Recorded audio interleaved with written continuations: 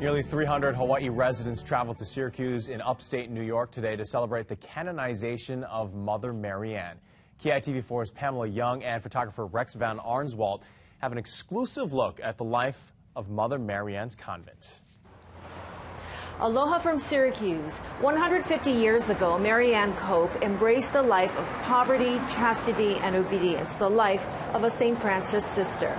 Now, very few of us can imagine convent life, let alone in the 19th century. Only on KITV will you go behind the walls of Mother Marianne's convent.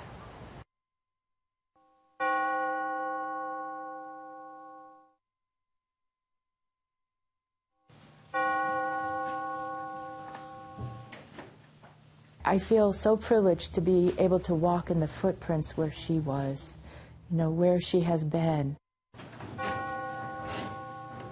Religious life is about the gospel, living the gospel. We work, we pray, we give, we do service. What you need is what you receive. Morning prayer is the first common gathering of the sisters. So every day, we're being reminded of our Franciscan heritage. So, too, they are reminded of Mother Marianne's journey to Hawaii at her service on Oahu, Maui, and Kalaupapa.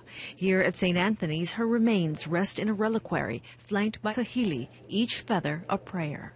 It's just a great blessing for the diocese. I'm sure that it was hard for the people in Hawaii. We hope that her burial place will be a shrine. Much has changed since Marianne's day. Sisters are no longer required to wear the habit, and they are allowed to use their birth names. As things began to evolve and change, I went with the modified habit, and now contemporary, and it's fine because I know I have Jesus in my heart. Modest jewelry is now allowed, as are trips to the salon to style, perm, or color their hair. The most common misconception? That the church pays them a salary. Though the average age is 80, most still work in hospitals and schools, pulling their paychecks to make ends meet. In the past, there were hundreds of sisters coming to input financially, but now there are fewer of us young sisters and greater numbers of senior sisters. Once there were 200 in this convent, now about 40. But the sisters hope Mother Marianne's big promotion will lead more women to the spiritual life. Now you notice I don't call them nuns. Traditionally, nuns were cloistered. Sisters ventured out of the convent to serve in the community. Marianne Cope was a sister. Our thanks to everyone at St. Anthony's for allowing us an exclusive stay in their convent. Tomorrow we visit with Mother Marianne's family. Pamela Young, KITV4.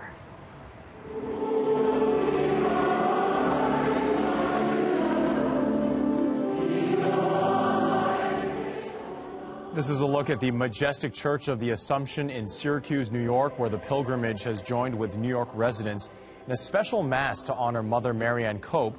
While the Syracuse congregation sings a hymn in Hawaiian, relics of Mother Marianne are presented to the altar.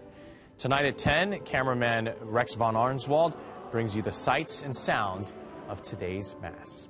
And stay tuned to KITV4 and KITV.com as we continue our extensive coverage of the canonization of Mother Marianne Cope.